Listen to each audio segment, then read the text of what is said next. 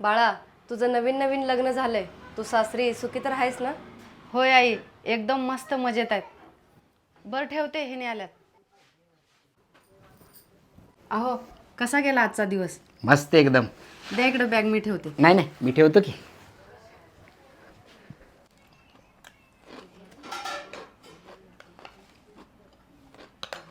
अहो, द्या की इकडं प्लेट, मी ठेवते.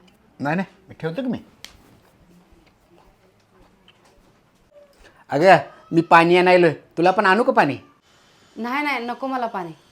अहो, मला सांगितलं असतं की मी दिले असते की पाणी. नाही नाही, मी घेतो की पाणी.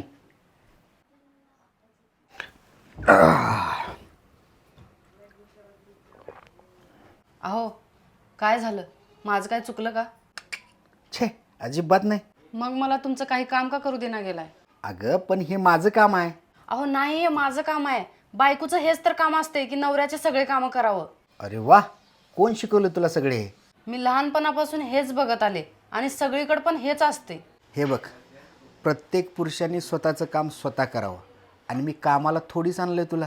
तुला कामालाच लावायचं असतं तर कामवाली बाई ठेवला असतो.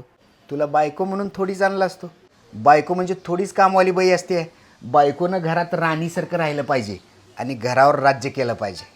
आणि तू तर माझं काम अजिबात करत जाऊ नको. आणि सगळ्यात महत्त्वाचं काय माहीत आहे का? स्त्री ही घरची लक्ष्मी असते आणि तुम्ही घरासाठी वंशाचा दिवा देता.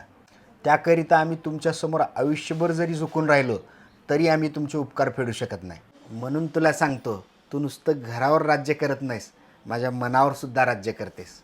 जर तुमच्यासारखा नवरा प्रत्येक मुलीला भेटला तर त्या मुलीला घर सोडताना थोडं सुद्धा दुःख होणार नाही.